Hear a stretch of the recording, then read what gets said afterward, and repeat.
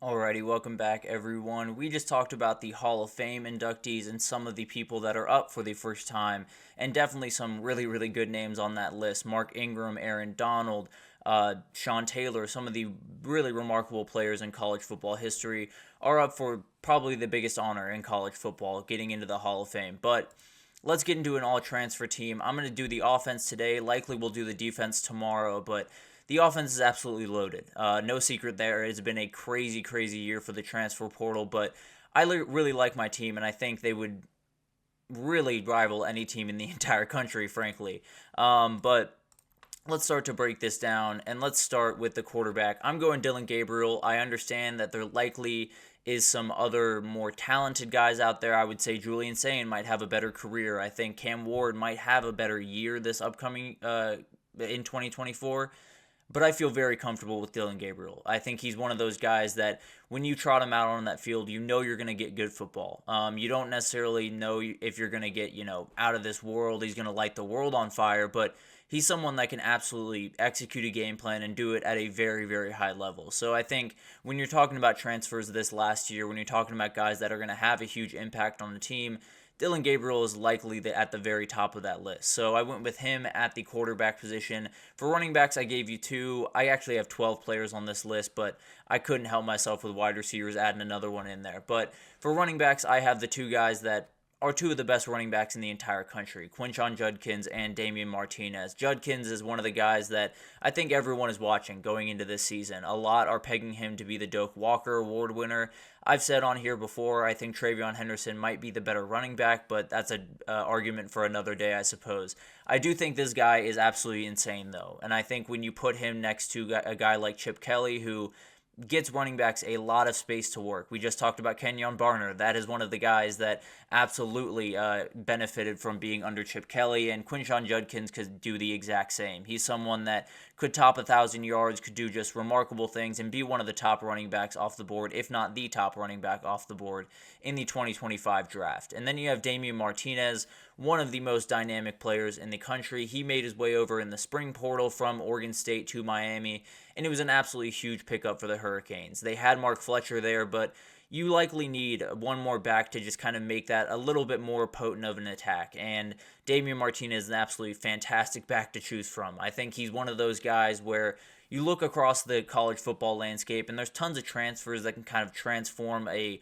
conference, a team, the entirety of college football, but Damian Martinez might be towards the top of that list if you're not talking about quarterbacks, of course, because Miami needed the run game. They needed a change of pace. They needed someone to take a little bit of pressure off Mark Fletcher and off of Cam Ward.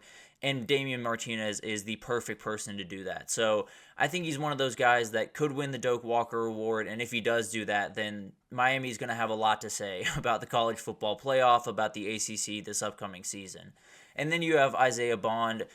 Texas was looking for a replacement for Xavier Worthy. There's no two ways about that. They needed someone that was going to be a speedster on the outside, that was going to help them fill that massive void that was left not only by Worthy, but by A.D. Mitchell, by Jordan Whittington, by Jatavian Sanders. And this is a perfect person to fill that, specifically the Xavier Worthy void. He's someone that was absolutely incredible for Bama, obviously caught that kind of Hail Mary sort of against Auburn and the closing seconds there to give Bama the win, was the reception leader for the Tide a year ago, and Texas had a remarkable wide receiver class, especially in the transfer portal. Added Silas Bolden over from Oregon State, also Matthew Golden from Houston, two very, very good players that absolutely are going to have a ton to do with what Texas does this upcoming season, but Isaiah Bond is really where it all starts, and definitely a guy that could be the wide receiver 3 in this upcoming class. I think we all understand that when you look at this wide receiver class in the 2025 draft, it's Luther Burden, it's Tatori McMillan, and then it's kind of open season. And I think Isaiah Bond's one of those guys that could make his way into that wide receiver 3 spot. And then you have Evan Stewart down there at Oregon. He's someone that is just one of my favorite offensive transfers all year, if I'm being totally honest. I think he's one of those guys that you put him in the right system, and Will Stein has the right system for him. He can be an absolute beast, and I think he showed that in flashes at A&M, but I think if you really unleash this kid, he's going to do some things that are going to make some people's jaw drop. I think he might just be their number one receiver. I understand Tez Johnson has been there and is going to be a huge part of that offense, but I think Evan Stewart just has that next level, I suppose, that he can tap into, and I think he's going to be a absolutely huge player for the Ducks this upcoming season. I think Dylan Gabriel and him might just have one of the best duos in the entire country. And then my extra wide receiver here is Noah Rogers. This one's a little bit off the beaten path, a little bit more than the other two, but this guy can outright play. He did not play too much at Ohio State because when you go into that Ohio State wide receiver room, you better be a 5-star number one player in the country if you want to play right away, like Jeremiah Smith is this upcoming year. But this guy is going to be an absolute beast for the Wolfpack. I feel really, really confident in that. I think he's someone that I really think he's going to be their wide receiver one. I think Kevin Concepcion is a fantastic player, but I think if you're going to use him the way that he's probably most effective, you don't necessarily feed the ball to him every single down. You get him in space in different times and let him just be the special player he is. Now that you have Noah Rogers, you have that ability. You can open that up a little bit more, and I think Noah Rogers is going to be a huge player in the ACC and for the Wolfpack in general. But let's get into tight end, and Ben Urasek is where I'm looking.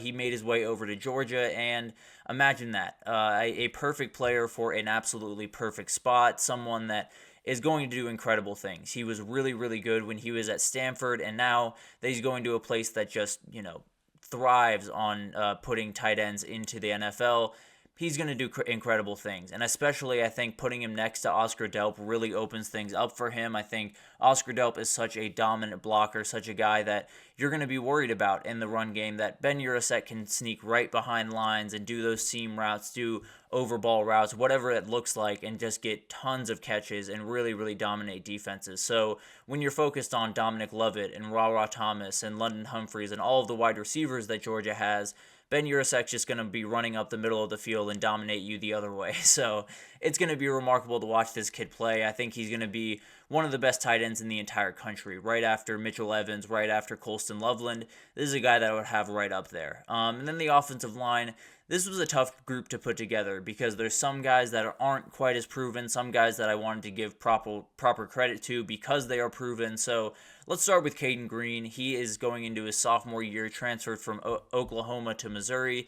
And I think this guy is one of the biggest transfers in the country. Missouri absolutely needed some help in that offensive line, and they got one of the best tackles in the country. I think he's one of those guys that we always talk about, Kelvin Banks and Will Campbell, and they're remarkable players that are absolutely going to be high draft picks this next year. I think Caden Green's right after him. I think he's the guy that likely will be getting a lot of talk in the top 10 of the 2026 draft, and definitely will be someone that Missouri's going to need to play really good football, and he is no stranger to playing really good football, that's for sure.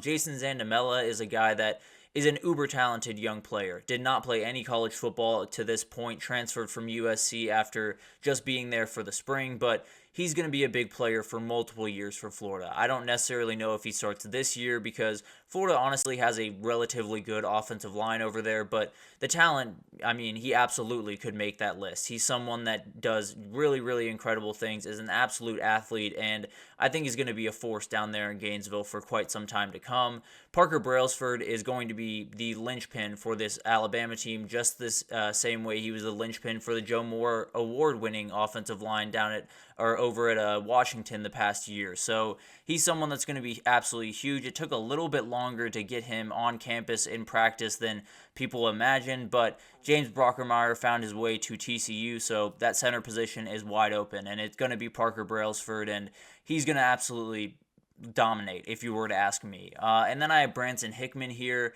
I think this is absolutely huge. I think when you talk about positions of need at big-time programs, it starts with Oklahoma and O-line. They have a big-time hole at that position. Now, Branson Hickman doesn't fix that altogether, but when you get an all-AAC offensive lineman, when you get a guy that can absolutely play really good football, it doesn't hurt anything, that's for sure. I definitely think he's going to be a huge player for them, and he's going to have to hit because this offensive line right now looks a lot like patchwork, but Branson Hickman is a very, very solid building block to build around. And then you have Lance Hurd, another guy that is a very talented young kid that absolutely, when he was coming out of high school, could have played D-line and he could have played O-line. He is one of those really special athletes that can do literally anything on the football field, but I think he's going to be the left tackle for the Tennessee Vols this upcoming year, and he's going to be an absolute beast. He is a force. His measurables are just out of this world. It doesn't even seem human, frankly, and I think he's going to be huge for Tennessee because if you keep Nico Iamaleava up, then he's going to be okay. He's going to be a guy that can pick apart defenses, but